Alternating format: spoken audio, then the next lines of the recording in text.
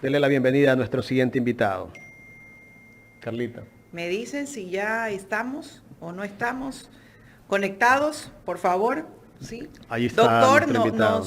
nos escucha, por favor, me indica.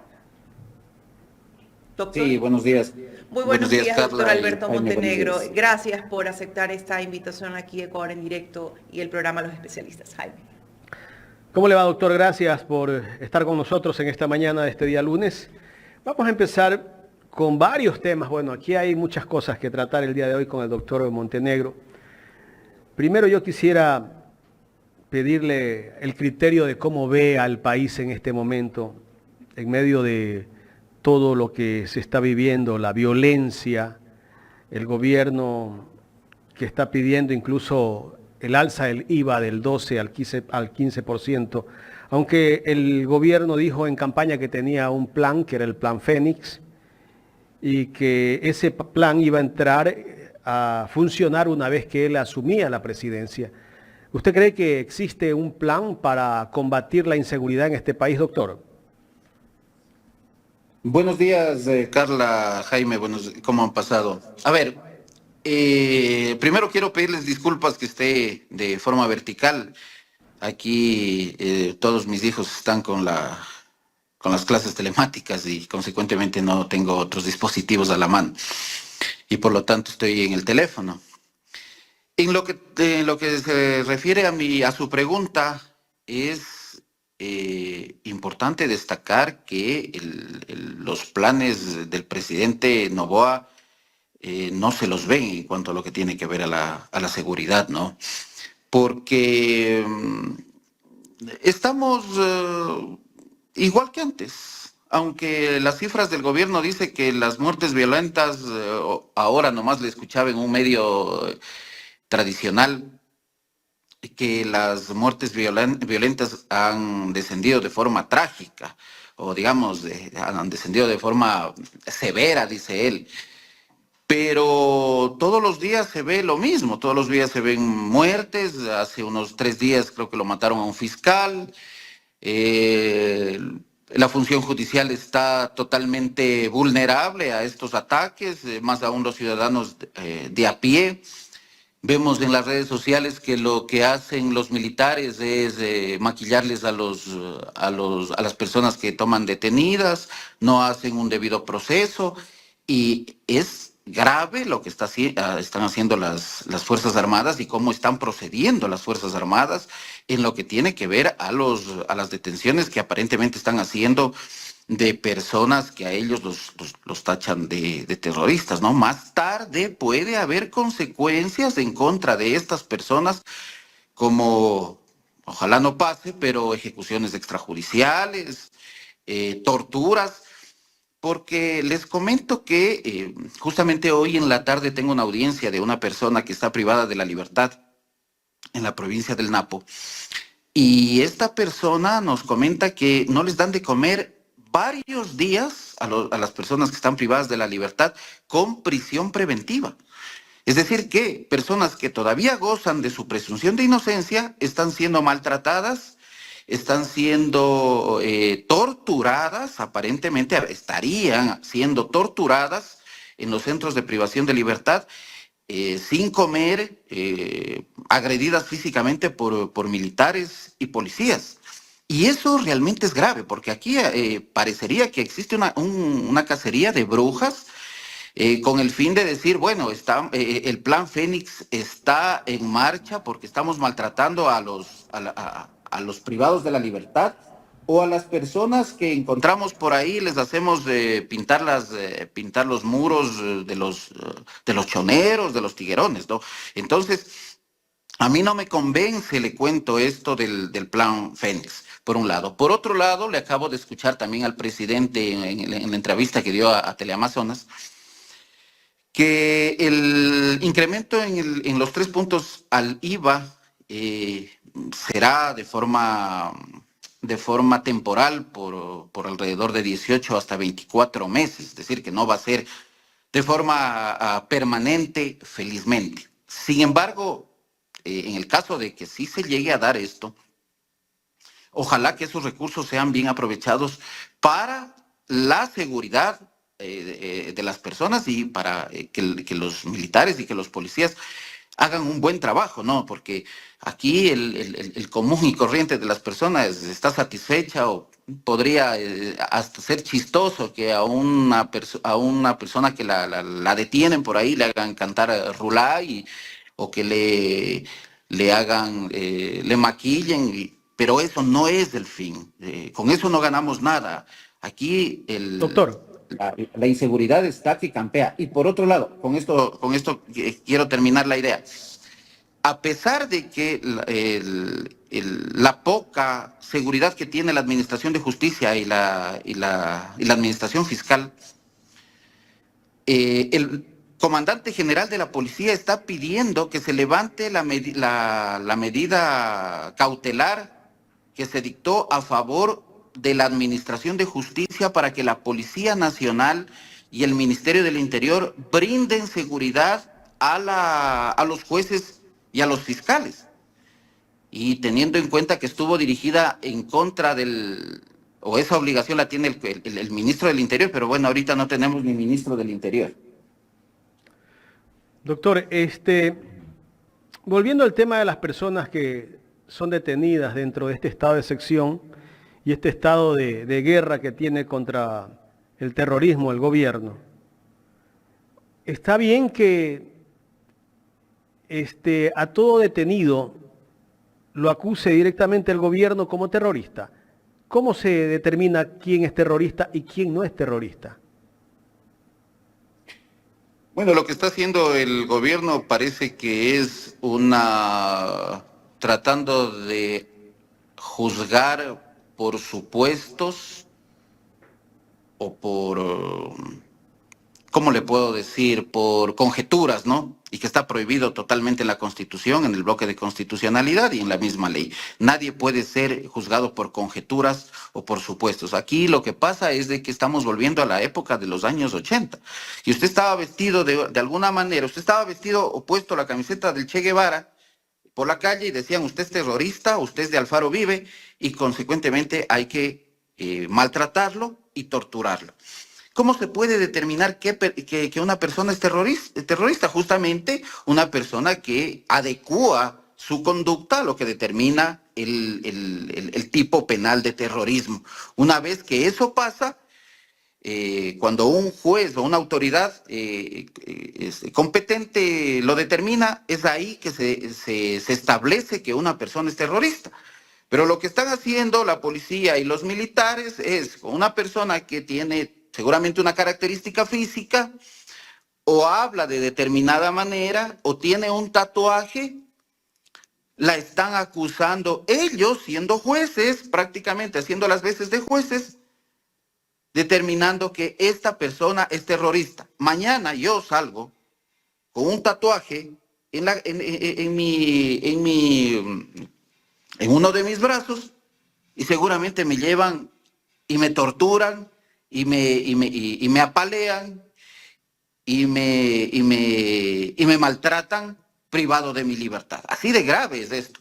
Por eso yo le decía, es probable que mañana o pasado, más tarde o más temprano, los funcionarios o los agentes de Estado vayan a tener problemas por su abuso de poder y otras cosas más graves, como, insisto, la tortura, que es una inconducta penal determinada en el COIP, objeto de 13 años de privación de libertad. Así es que los militares y los policías deben tener en cuenta lo que están haciendo y que además este estado de excepción en el que nos encontramos y que además determinado un conflicto armado no internacional, que aparentemente es lo que ha determinado el gobierno, no implica que se elimine o que se deje de lado las garantías del debido proceso. Y, por lo tanto, los funcionarios públicos, policiales, militares, el Ministerio de Gobierno debe tener muy en cuenta, y el Ministerio de Defensa muy en cuenta, lo que están haciendo los militares y los policías, porque no todas las personas que son pobres son delincuentes, son terroristas. Es muy delicado lo que está pasando hoy en día, Jaime. Claro, porque ahora, si usted es considerado sospechoso en un operativo, podría ir detenido. Podría ir detenido sin pruebas, simplemente tal vez porque el jefe del operativo que está a cargo considera que usted es sospechoso de terrorismo. ¿Y quién contra ellos, pues? Sí, pues además que lo que suele decir la policía, ¿no? Está en actitud sospechosa. Bueno, ¿qué es actitud sospechosa? Imagínese usted, ¿quién determina qué es actitud sospechosa? De pronto yo me pongo nervioso. Mire, le cuento algo. Cuando yo estoy Cuando manejando vean a y un policía, sí, cuando yo estoy manejando, de pronto estoy, la matrícula del carro está, me he retrasado en el pago, alguna cosa, yo me pongo nervioso. O sea, por eso estoy nervioso y por lo tanto me van a llevar detenido por mi actitud sospechosa, porque se ha puesto nervioso. Esta persona que le cuento, que justamente voy a tener hoy la audiencia, la privan de la libertad por tener una actitud sospechosa.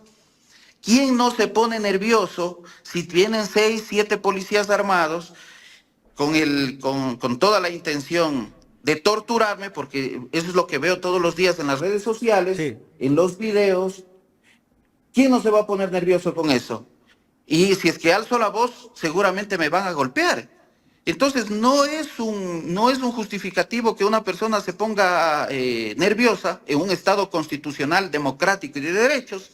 No es posible, pues, que una persona, solamente porque se pone nerviosa, la metan presa y la priven de su libertad y lo incomuniquen y le Puede comiencen haber, a interrogar. doctor, y puede haber una persona que incluso de los nervios quiere escaparse y sea dada de baja.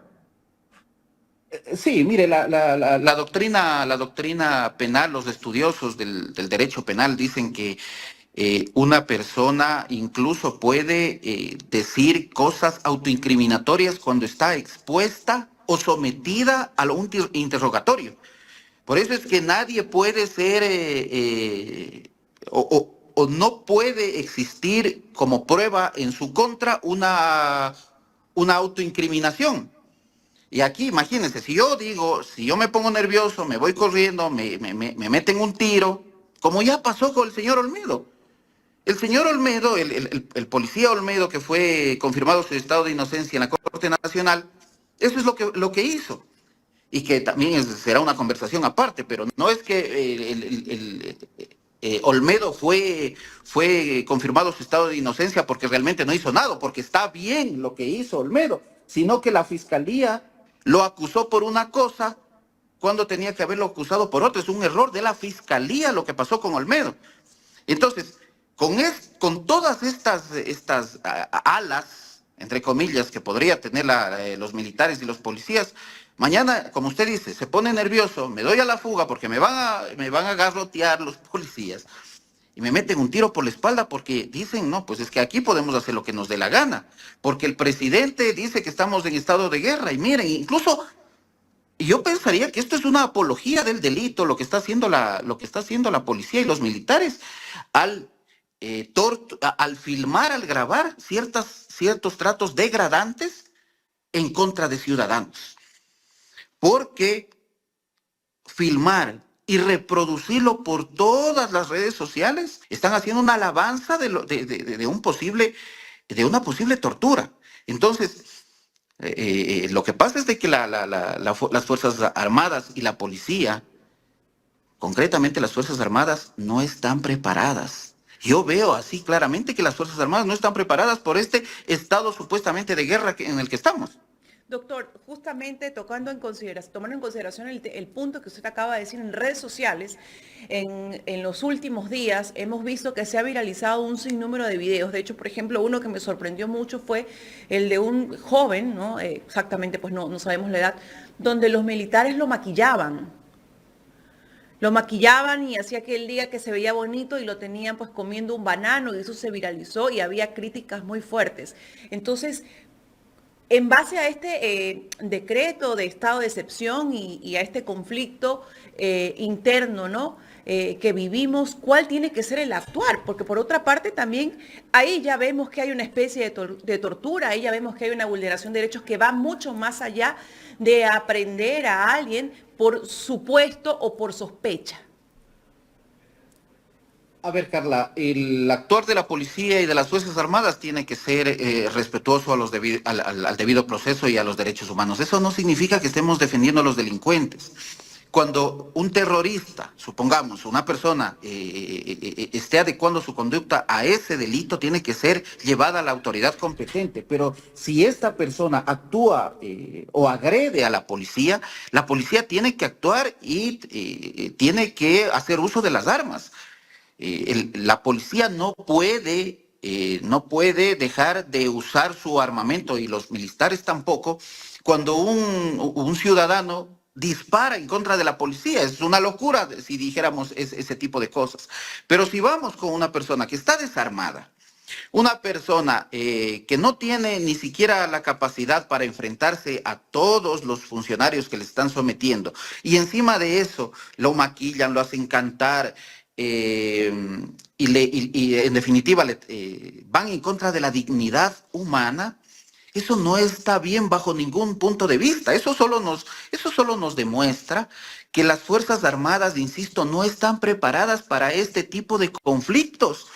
Porque esa actuación que hemos visto por parte de las Fuerzas Armadas, que les hacen cantar, que les pegan en el piso, que les maquillan, que les hacen comer guineos, y quién sabe si es que fueron guineos, no es pues una actuación técnica especializada de preparación militar. Eso es cualquier cosa, eso es una burla realmente a los ecuatorianos, que esperamos que la policía y las Fuerzas Armadas estén altamente capacitadas en lo que tiene que ver a sus funciones. Entonces, si mañana tendríamos realmente un estado de guerra, los militares no estarían preparados, porque están yéndose incluso contra los más débiles. Entonces, mañana va a venir una persona que me escucha y me va a decir, sí, es que usted es un abogado o una persona que está a favor de los delincuentes. No es así, sino que estas actuaciones lo único que reflejan es la falta de preparación de las Fuerzas Armadas y de la policía, y que en definitiva nos pone a los ecuatorianos y a todos los ciudadanos que vivimos en este país en un grave peligro. ¿Cuál es el camino? Pues la preparación adecuada. Esto ha sido un escarmiento que ojalá lo tome así el gobierno para que pueda preparar a su policía y a las Fuerzas Armadas, porque esto no se va a terminar. Esto vamos a tener de largo hasta que se termine la pobreza, y eso no va a pasar ni mañana, ni en un año, ni en 5 años. Esto seguramente vamos a tener esta realidad en 20, 25 años más. Bueno, definitivamente que sí, y tan importante es el actuar de los militares, de la policía, y lo que se viraliza tanto así, que hacen incluso cantar a los aprendidos, luego se viraliza y luego una canción dada por delincuentes termina haciéndose viral dentro de los entornos de redes sociales. Para que veamos el impacto que puede causar, y en lugar de generar tranquilidad o crear otro concepto, empieza a crear ese concepto. Ahí la importancia. Doctor, vámonos a otro tema. Justamente la semana pasada, el día miércoles pasado, ocurrió pues la muerte del fiscal César Suárez aquí en la ciudad de Guayaquil, pues quien llevaba casos justamente de delincuencia organizada y un sinnúmero de casos más dentro de la fiscalía. Esto sin duda alguna un poco exacerbó el clamor dentro de la fiscalía, y han manifestado pues los fiscales, funcionarios de la función judicial, que no tienen las garantías para actuar y que la fiscal general ha hecho caso omiso a todos estos pedidos, que ellos no tienen resguardo, y quienes pues denuncian esto pues simplemente son sancionados de una u otra, digamos que indirectamente, ¿no? Enviándolos pues a otras dependencias y así sucesivamente. ¿Qué está pasando en la fiscalía desde su punto de vista? ¿Realmente los fiscales tienen las garantías para actuar? Yo escucho ahora que dicen fiscales conocidos, amigos, dicen, lo peor que nos puede pasar es que nos llegue un caso de narcotráfico. Queremos en ese momento pedir vacaciones, no para irnos, no actuar y que obviamente otro fiscal coja. Rezamos porque dentro de los sorteos no nos toque, por ejemplo, porque no tenemos las garantías. Muchas veces la corrupción viene no solamente dada por el dinero, ¿no?, que se les ofrezca, sino también por las amenazas y el temor. Desde su punto de vista, ¿cómo manejar eso? ¿Qué tiene que hacer la Fiscalía también un poco para garantizar la vida de quienes son operadores de justicia? Eso solo demuestra que la Fiscalía o la señora Fiscal General habría omitido el cumplimiento de sus funciones. Por eso es que ella tiene que ser sometida a un juicio político, que entiendo que la Asamblea ya lo está analizando. No solamente la Fiscal General de la Nación o el Fiscal General de la Nación tiene como función procesar y acusar a las personas que tienen fuero de Corte Nacional, sino que además tiene la obligación de proteger y llevar a cabo la mejora de la institución. Eso dice la Constitución y eso dice el Código Orgánico de la Función Judicial. Es una de sus funciones el llevar a cabo una mejora a la Fiscalía General del Estado. Y eso es lo que no ha hecho. Y no lo decimos los ciudadanos. Ahora gravemente lo dicen incluso los mismos fiscales. 2 fiscales han roto el silencio y han roto el miedo y han hablado de la realidad, como la señora Diana Salazar está llevando a cabo sus funciones u omitiendo las mismas. Entonces, Diana Salazar, como ciudadano, le digo, ella tiene que ser sometida a un juicio político para que la Asamblea determine si es que en efecto ha cumplido o no con sus funciones. Y si es que no lo ha hecho, tiene que ser destituida del cargo. Por un lado. Por otro lado, sí, en efecto, una de las maneras de silenciar a los funcionarios públicos, no solo en la Fiscalía General del Estado, sino en todos lados, es el cambio administrativo. ¿Por qué? Porque el cambio administrativo le da a usted inestabilidad, está fuera de su familia, usted ya tiene a sus hijos, ya tiene un horario y de buenas a primeras lo mandan de Quito a Cuenca. Y entonces eso realmente es un castigo sin que lo sea en estricto derecho. Pero hay que tener en cuenta que para que exista de por medio un acto administrativo mediante el cual a usted le cambien de ciudad, debe este acto administrativo ser motivado y tiene que cumplir la normativa que lo determina el derecho administrativo. Y de lo que entiendo, de los cambios que ha hecho la Fiscalía General del Estado en contra del fiscal, que no recuerdo el nombre de este doctor, no ha sido respetuoso, no ha sido respetuosa esa actuación, sí, no ha sido respetuosa con lo que tiene que ver al debido proceso en el marco del derecho administrativo. Es decir, es una arbitrariedad de la Fiscalía General del Estado. Doctor. Pero yo también he hablado con fiscales y que se encuentran realmente en la indefensión, pero eso también tiene que ver la Policía Nacional, porque la Policía Nacional está en este momento obligada, a través de una decisión judicial que la llevé yo a efecto en favor de los jueces a nivel nacional, y que está obligada a dar protección tanto a los fiscales como a los jueces de todas las unidades, cortes, incluido la Corte Nacional. Y este señor fiscal que se murió hace poco, que lo asesinaron hace poco, no tenía ninguna protección policial.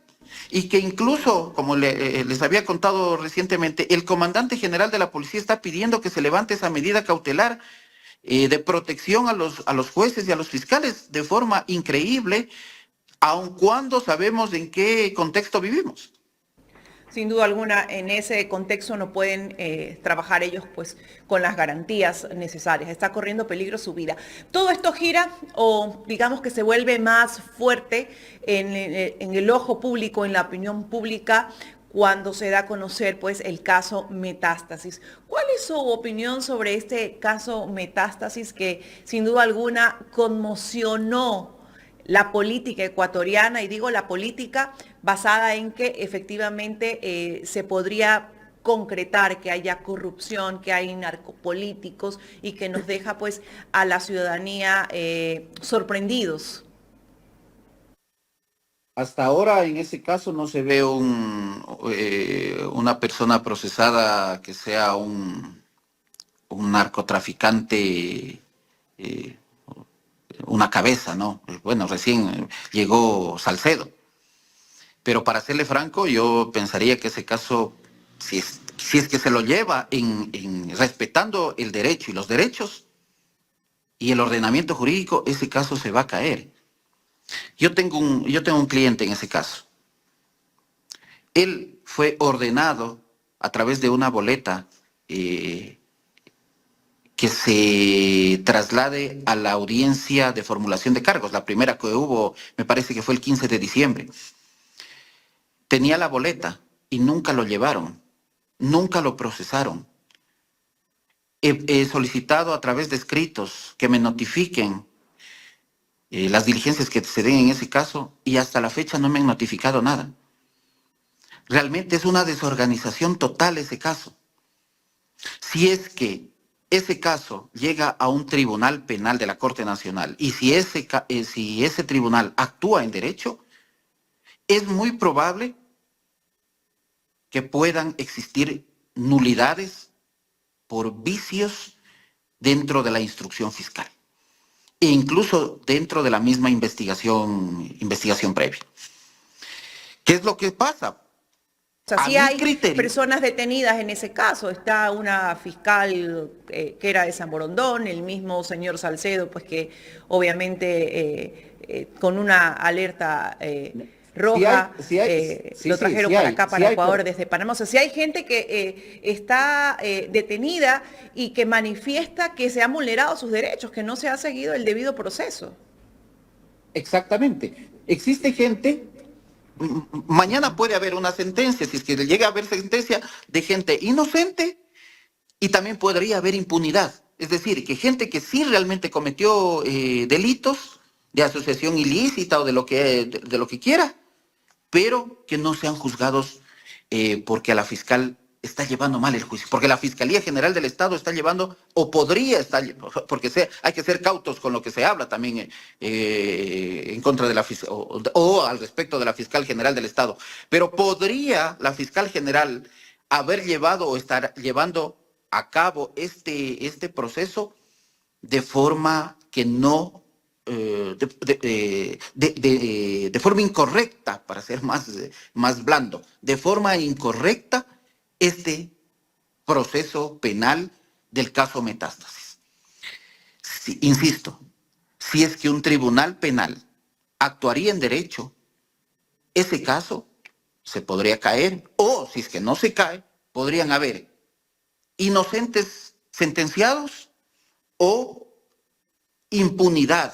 Es decir, gente que realmente sí cometió el delito que se les va a acusar o que se les podría acusar, pero que no pueden tener pruebas. Mire, es tan grave esto, porque la Fiscal General del Estado ha pedido que se dicte prisión preventiva en contra de ciertas personas. Por ejemplo, cabezas visibles de ahí. El general Pablo Ramírez, ¿sí? Es una cabeza visible. ¿Por qué? Porque fue un alto funcionario policial. La Fiscal General del Estado pide su prisión preventiva y el juez le niega porque dice que no justifica los presupuestos determinados en la ley para que se dicte la prisión preventiva. Y así como el general Pablo Ramírez, hay varias personas, como 15, 16 en la primera audiencia, que no pudo justificar la Fiscal General del Estado simplemente la prisión preventiva o los justificativos para que se dicten las prisiones preventivas. Imagínense ustedes el momento que se deba dictar una sentencia condenatoria. A mí me parece que la fiscal general va a tener bastantes problemas a la hora de que pueda demostrar los delitos que va a acusar a todas esas personas que en este momento están procesadas. ¿Y qué va a pasar en la opinión pública? La opinión pública va a decir, es que los jueces son los culpables porque por haberlos dejado libres a estas personas, y no justamente son los jueces, sino que es el mal actuar de la Fiscalía General del Estado en estos procesos que aparentemente los está haciendo al apuro con fines exclusivamente políticos. Miren, ya pasó que el concurso de jueces para la Corte Nacional quedó sin efecto. ¿Sí? Entonces, si es que el concurso de jueces para ser juez de la Corte Nacional tiene vicios, tiene que ser declarado o dentro de los procedimientos administrativos que corresponden. Pero a mí me parece que este caso Metástasis tuvo ese fin, ese objetivo. Y también los objetivos de que Diana Salazar no sea sometida a un juicio político. Entonces, todo proceso tiene su fin. Y cuando llegue al fin, vamos a ver en qué se desemboca estas actuaciones. Si las actuaciones de Diana Salazar fueron correctas o no fueron correctas. Y la opinión pública y los ciudadanos debemos de estar alerta para ver cómo actúa la fiscal general del Estado en este caso y cómo actúan también los jueces en este caso. ¿Sí? Eso es lo que debemos hacer los ciudadanos. Doctor, con respecto al caso Metástasis, las conversaciones o los chats que se ha publicado por parte de Fiscalía, ¿son suficientes elementos para que las personas que han sido acusadas por Fiscalía estén detenidas o sean sentenciadas? A ver, aparentemente yo estoy hablando con un tercero y digo que Jaime robó o mató o violó. Así es. Y por eso a usted lo procesan penalmente. Eso no es una prueba.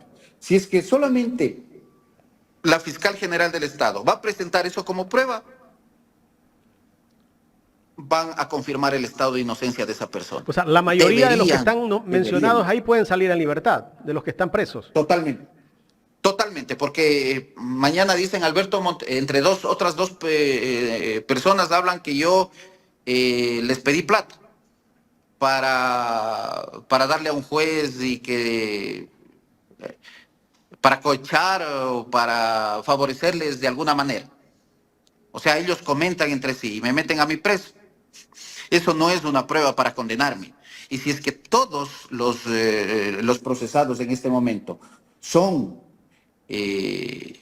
llamados a juicio por eso, y esa va a ser la prueba de la fiscalía, el tribunal debería confirmar su estado de inocencia, y si son la mayoría, y si son todos, entonces no va a haber sentenciados. Pero, doctor, recuerde que aquí se condenó a un expresidente de la República por influjo psíquico.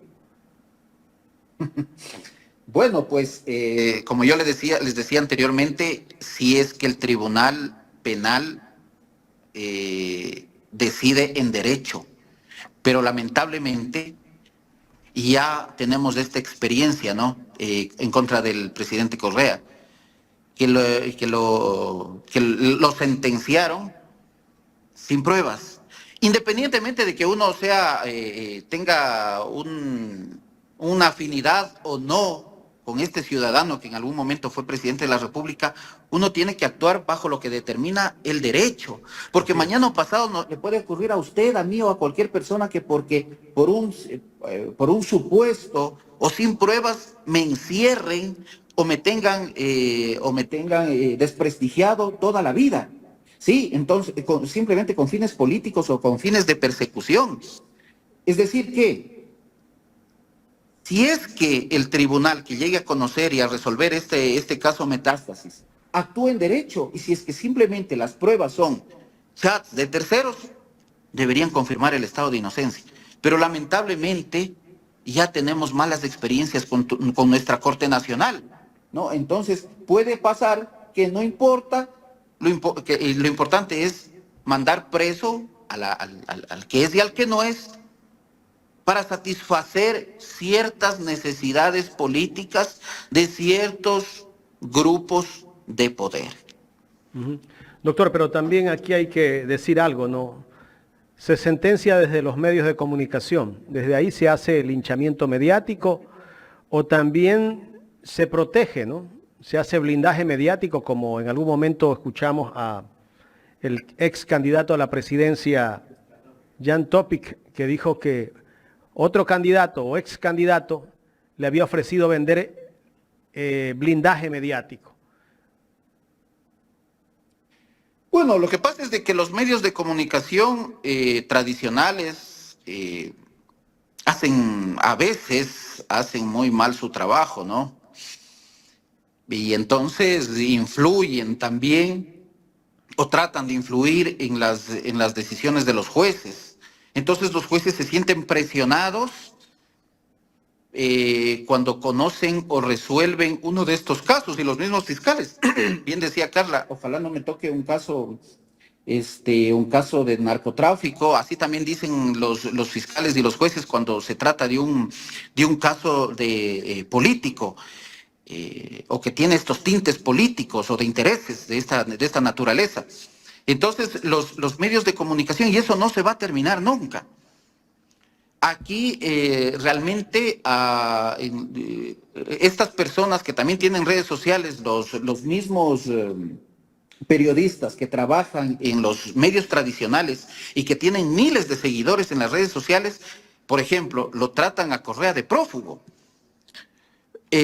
Aseveran que Correa ha adecuado su conducta al tipo penal por el cual se lo sentenció, cuando ninguno de ellos, o quizá la mayoría de ellos, nunca se ha puesto o se ha sentado a leer el proceso de Correa, o por lo menos la sentencia, para en definitiva conocer si en realidad fue o no fue dictada una sentencia en derecho. Es decir que los medios de comunicación también tratan de influir en la opinión pública en función de los intereses de los dueños del canal, pues, o de la radio, o del medio de comunicación para en los que se está trabajando ese periodista. Entonces es grave realmente, pero afortunadamente estamos viviendo en una era en la que tenemos otros tipos de medios de comunicación y que son alternativos para buscar o encontrar información más coherente y no inclinada a un solo interés político o económico, ¿no? Doctor, ¿cómo describir lo que hacen los medios de comunicación? Bueno, para mí me atrevería a decir que es una especie de corrupción esto, ¿no? Porque y falta de ética profesional. Porque si yo no conozco de un proceso penal y de cómo fue sentenciada una persona, no puedo aseverar algo que no me consta. Yo no puedo decir, mire, es que cierto político fue sentenciado en tal o cual sentido, porque he escuchado nada más. No puedo dar yo un criterio así tan a la ligera, y eso es lo que hacen los medios de comunicación, y eso es falta de ética profesional. Y si conozco, y si es que me senté a leer el expediente de cierta persona, y a pesar de eso veo que le sentenciaron sin pruebas, y digo lo contrario para influenciar en el criterio de la gente, eso es una manera de corrupción también. Es decir, que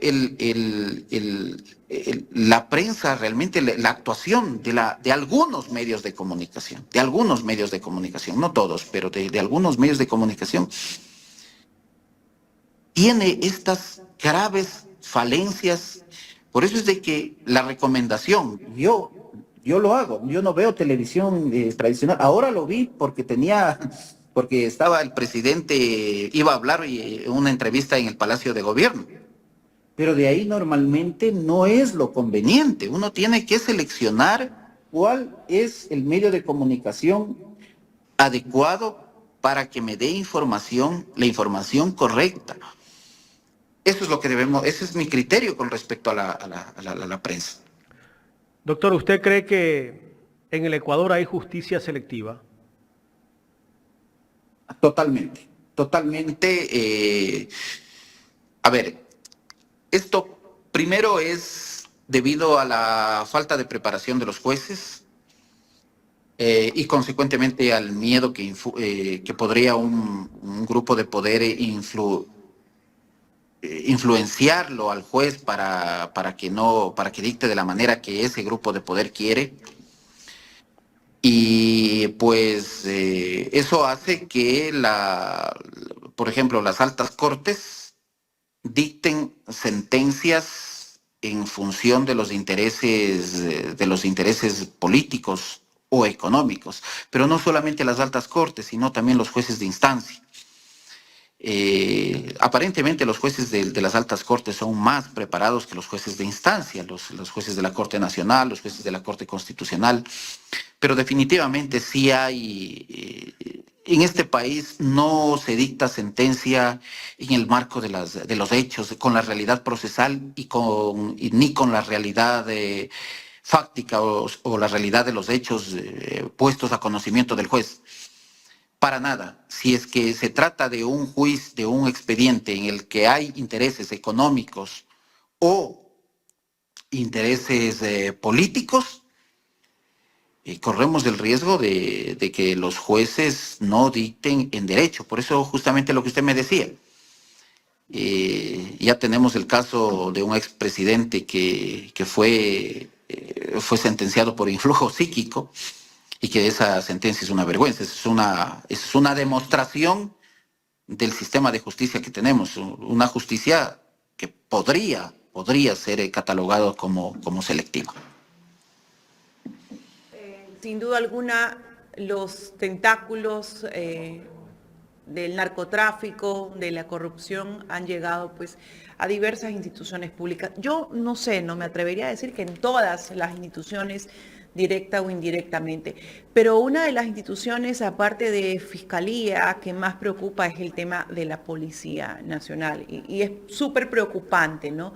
Sobre todo cuando hace un año veíamos pues al embajador de Estados Unidos que ya nos hablaba de esto directamente, tajantemente. Alguien externo, no interno. Ahora pues de una u otra manera ya podemos un poco confirmar aquello. ¿Cuál es su percepción sobre la policía en el Ecuador? ¿Cuál sería la forma un poco de depurar a la Policía Nacional?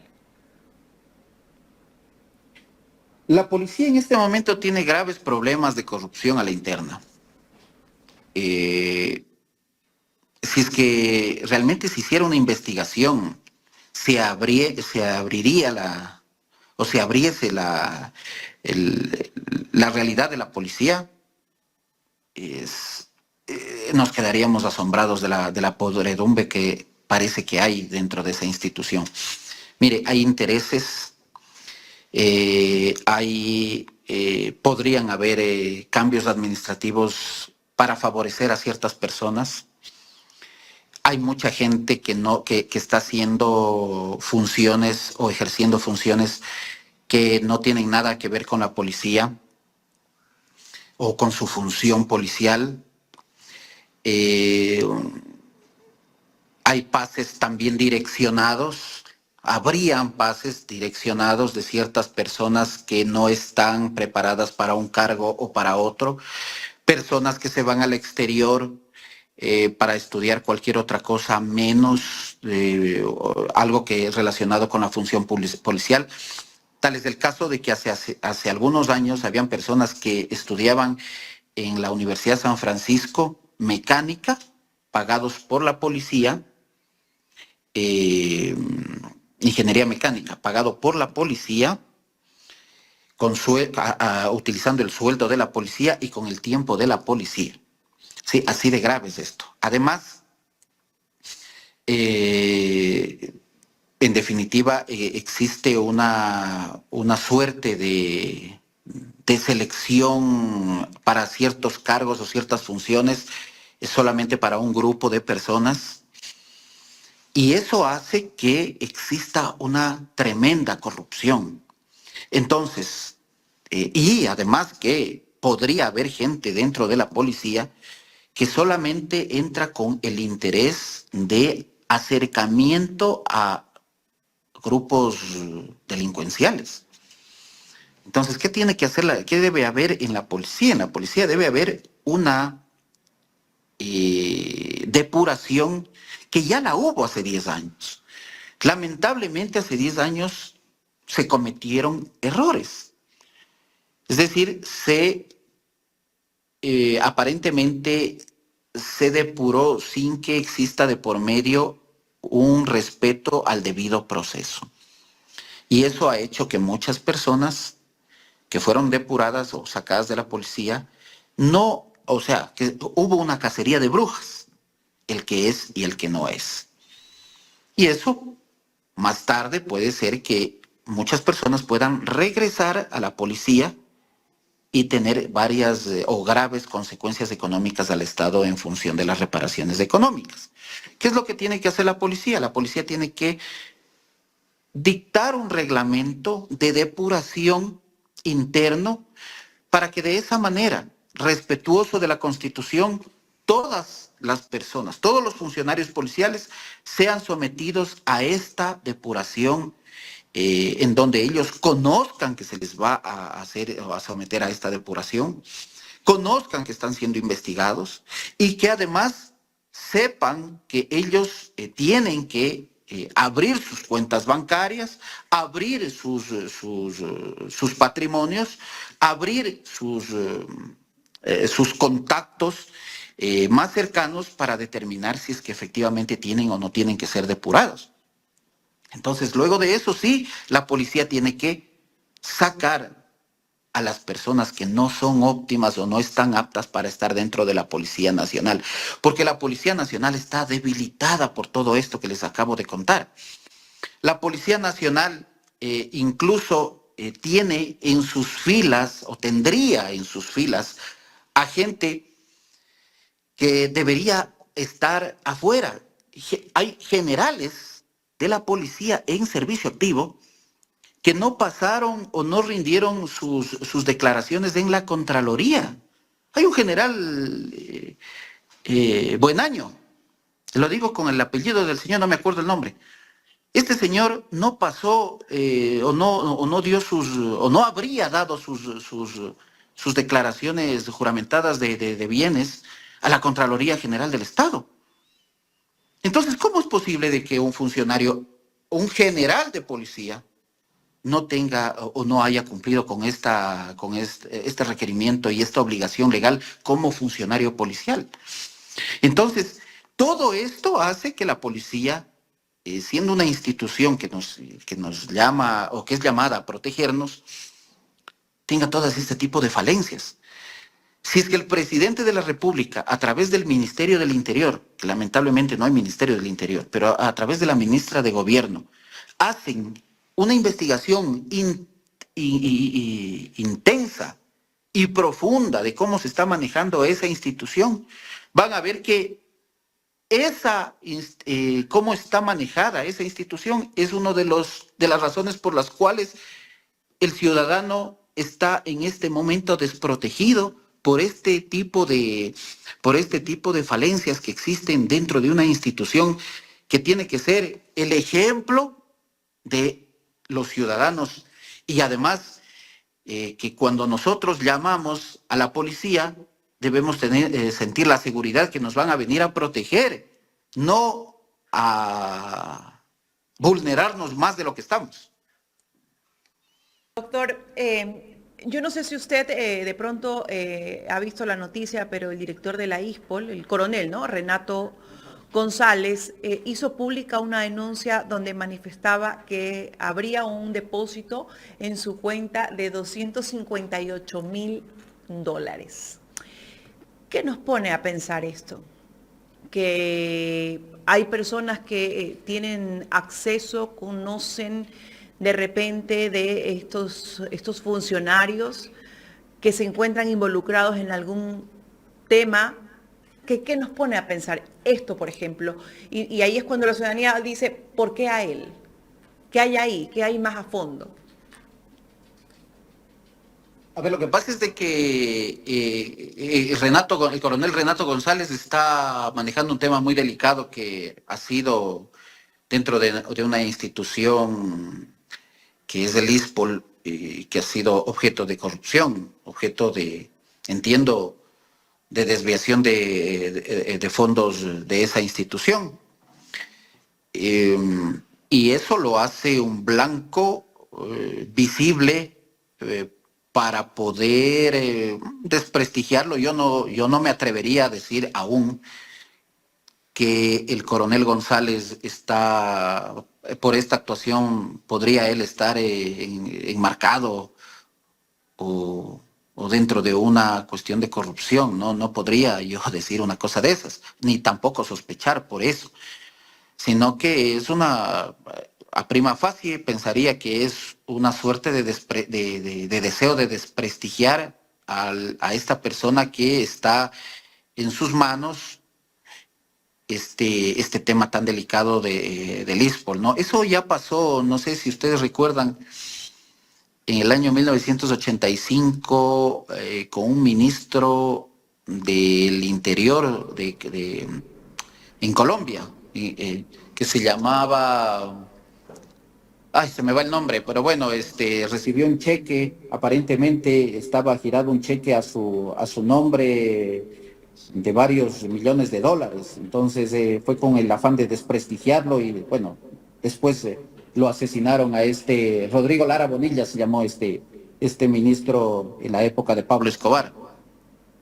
Entonces, yo pensaría que es con el afán de desprestigiar, porque mañana yo puedo decir, mire, aquí está una transferencia que le han hecho al coronel Renato González y de qué será. Debe justificar aquellos fondos, ¿no?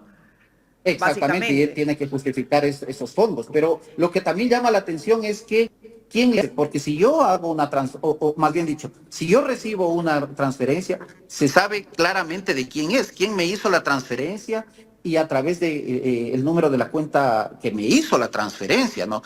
Y entonces, debe existir un movimiento determinado o constante en la